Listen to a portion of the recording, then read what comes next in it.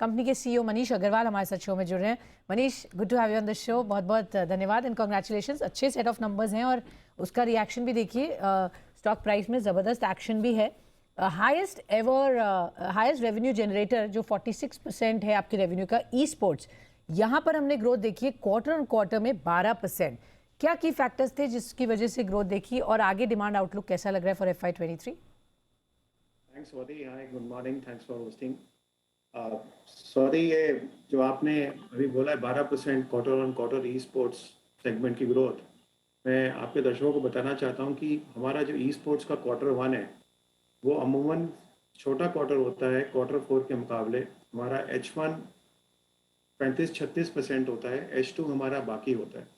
जो Q1 में अगर आप पिछले साल Q1 से कंपेयर करें 92% की ग्रोथ है। सिक्वेंशियल 12% ग्रोथ हमारे लिए एक बहुत ही मजबूती का मार्गदर्शक है कि आगे अगर आपका पहला क्वार्टर ही सिक्वेंशियल सबसे बड़े क्वार्टर से पिछले साल के बड़ा है तो आने वाला साल आपके लिए बहुत अच्छा होने वाला है ई स्पोर्ट्स सेगमेंट के लिए। ओके, सो ये इंडिकेशन है कि आगे भी और अच्छा ही साल रहेगा, बट कुछ क्वांटिफाई कर पाएंगे हमें जिस तरीके की ग्रोथ 12% क्वार्टर ऑन क्वार्टर जो देखी है, तो आगे this is the first quarter of course, but पूरे साल के लिए क्या प्रोजेक्शंस होंगे? स्वाति, हमारा गाइडेंस ओवरऑल ईयर के लिए 50% प्लस ग्रोथ का हमने दिया हुआ है एट नज़ारा लेवल। उसमें से ई स्पोर्ट्स हमारा एक बड़ा ग्रोथ ड्राइवर है और जैसा कि मैंने आपको बोला अभी 92% हमने ईयर ऑन ईयर ग्रो किया है। इसमें अगर आप देखें स्पोर्ट्स कीड़ा 103% ग्रो किया है, नॉर्डविन हमारा करीब करीब 68% ग्रो किया है। तो दोनों कंपनी अच्छे ग्रोथ के प्लेटफॉर्म पे हैं और ये ही ग्रोथ मोमेंटम हमें लगता है हम आगे कंटिन्यू कर पाएंगे। Okay, sure. सो जो टारगेट्स बनाए हैं, बताए हैं, उनको आप मेंटेन करेंगे। मार्जिन्स पर मैं नज़र डालना चाहूँगी मनीष। बहुत ही स्ट्रॉन्ग मार्जिन्स है, क्वार्टर ऑन क्वार्टर बेसिस पर देख रहे हैं कि ऑलमोस्ट डबल हुए हैं। Again, what are the reasons for this and क्या टारगेट मार्जिन है for the entire FY23? Swati, हमारा बिजनेस में क्वार्टर ऑन क्वार्टर देखना थोड़ा सा मुश्किल काम होता है, इसलिए मैं हमेशा आपको भी और आपके दर्शकों को बोलूँगा कि नज़ारा को टोटल देखें, क्वार्टर ऑन क्वार्टर मत देखें sequential. Year on year quarter पे देखें तो आपको सीजनैलिटी समझ में आएगी, क्योंकि मिक्स ऑफ रेवेन्यू अलग होता है और मिक्स ऑफ रेवेन्यू अलग होने की वजह से मार्जिन अलग होते हैं। अगर आप देखें पिछले साल के मुकाबले हमने 25% करीब 23% पैट में ग्रोथ करी है। हमारे एबिटा मार्जिन्स बिल्कुल सेम, टोटल एबिटा हमारा फ्लैट है ईयर ऑन ईयर नंबर पे। हमारे को कंपनी का सिंपल एक मानना है कि आप एबिटा की मार्जिन 12-13% पे आप मेंटेन करें और जितना आप बाकी ग्रोथ में प्लाव बैक कर सकते हैं, जिससे कि आपकी ये जो गेमिंग सेगमेंट है बहुत बड़ा है और इसमें आप कंटिन्यूसली ग्रोथ दिखा पाएँ, अपना मार्केट शेयर इंप्रूव कर पाएँ, अपनी लीडरशिप पोजीशन और स्ट्रॉन्ग कर पाएँ। हमारा हमेशा फोकस उसी पर रहता है और ना कि एबिटा और या पैट मैक्सिमाइजेशन पे। इनफ। तो 12-13% एक रियलिस्टिक नंबर है जो आप मेंटेन करेंगे, बाकी जो पैसे हैं वो वापस बिजनेस में लगाकर फर्दर ग्रो करें, पेनिट्रेट करें। Fair enough. एक और स्ट्रीम जो रियल मनी गेमिंग है, आई थिंक वहाँ पर हम देख रहे हैं growth in terms of revenue share over time. Now it contributes almost 6%। क्या प्लान है सर, इसको कैसे बढ़ाएंगे आगे? कितना शेयर इसका बढ़ेगा for your entire revenue? Swati, जो skill based real money gaming का भारत में मार्केट है ना, वो बहुत बड़ा है और सबसे बड़ा कंट्रीब्यूशन इंडियन गेमिंग का इसी सेगमेंट से आता है। करीब 80%, 75% से 80% segment real skill money real gaming segment Bharat के गेमिंग में कंट्रीब्यूट करता है। हमारे लिए वो एक 6% है अभी और अपॉर्चुनिटी मार्केट में कंसोलिडेशन की बहुत बढ़िया नज़ारा के लिए।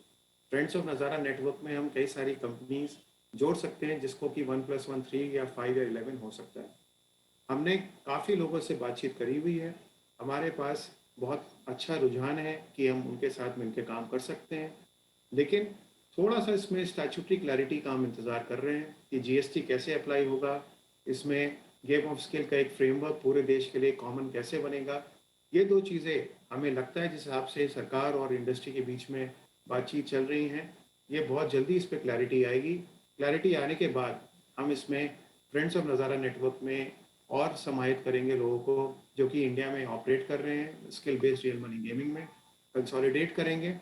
इस सेगमेंट में कंसोलिडेशन का अपॉर्चुनिटी से एक नेटवर्क इफेक्ट बनता है और उससे ये सेगमेंट हमारे लिए काफ़ी बड़ा हो सकता है, बशर्ते कि स्टैट्यूटरी क्लैरिटीज़ बिल्कुल सही मायने में इस देश में लागू हुए। Okay sure. सो यहाँ पर थोड़ा सा लेजिस्लेशन को लेकर क्लैरिटी चाहिए, स्टैट्यूटरी जो आप बता रहे हैं, बाकी यहाँ पर अपॉर्चुनिटी भी अच्छी दिख रही है। In terms of revenue segments, are you planning to do more acquisitions? क्या है प्लान्स एमएनए को लेकर? आई नो आपने अग्रेसिव हुए हैं, जहाँ ज़रूरत होती है वहाँ आप देखते हैं अपॉर्चुनिटीज़, तो कौन से स्पेस एंड सेगमेंट में एक्विजिशंस हो सकते हैं इस साल सर? स्वाति, अगर आप देखें इस क्वार्टर में एक नया सेगमेंट हमने ऐड किया है, एडवर्टाइजिंग टेक्नोलॉजी, जिसमें कंपनी डेटावर्क्स को हमने कंसोलिडेट किया, पिछले साल एक्वायर किया, जिसका कंसोलिडेशन 13 अप्रैल से इस क्वार्टर में आए हैं।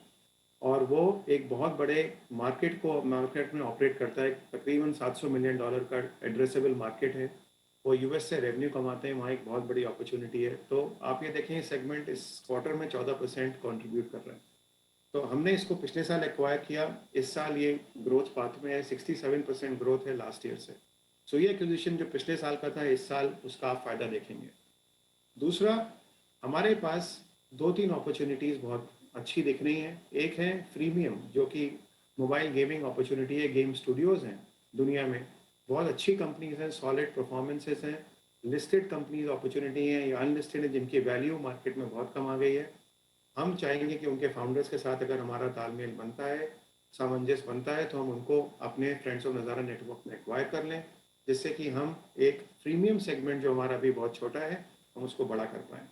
दूसरा, जैसा कि आपने डिस्कस किया, स्टैट्यूटरी क्लैरिटी आती है तो रियल मनी गेमिंग स्पेस में हम कंसोलिडेशन करेंगे।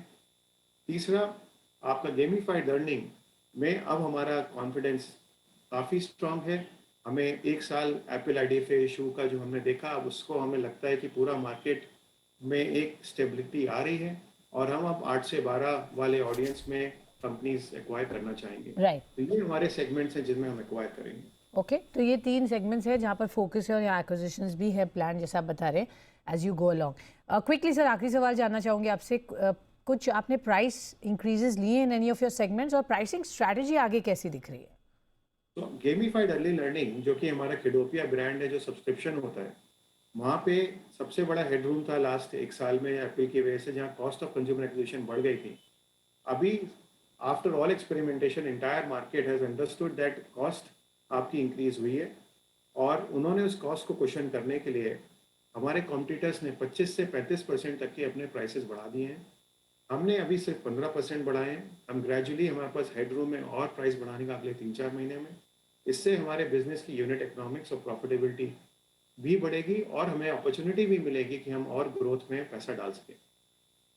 ऑल राइट, तो काफ़ी अच्छे प्रॉस्पेक्ट्स है आगे भी। बहुत बहुत धन्यवाद मनीष हमारे साथ जुड़ने के लिए और बताने के लिए किस तरीके के नंबर्स आए और मोर इम्पॉर्टेंटली आगे अब कैसा आउटलुक है और कहाँ फोकस होगा कंपनी का इन दिस ईयर।